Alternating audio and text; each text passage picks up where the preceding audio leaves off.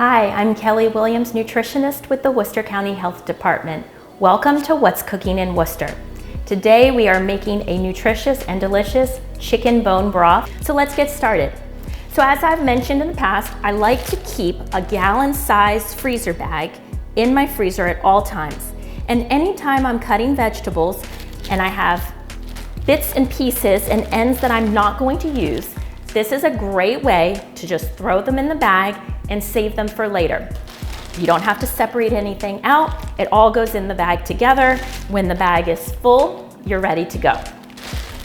So you might be wondering what kinds of pieces of foods I'm saving.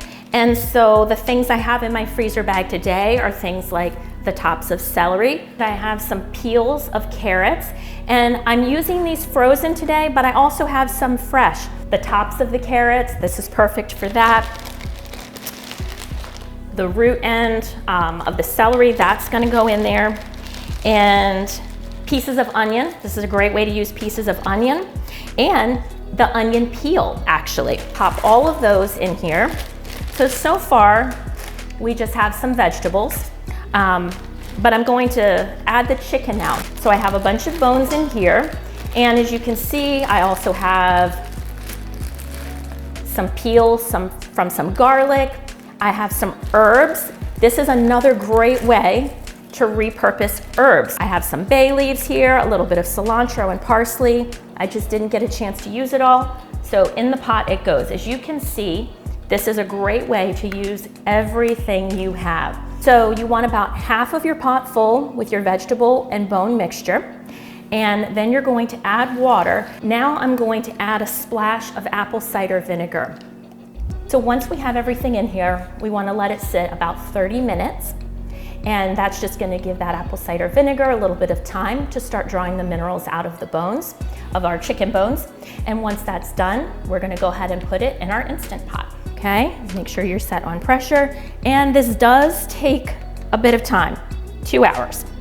But as I mentioned, it is a set and forget. You don't have to do anything once it's going. And we'll check back when that's done.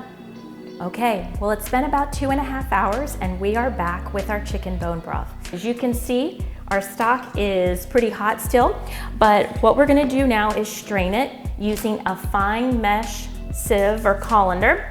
This is hot, so please be careful when you do this. We're just gonna transfer it into this larger pan. All right, as you can see, we kind of caught those extra veggies. We have some still left in the pan.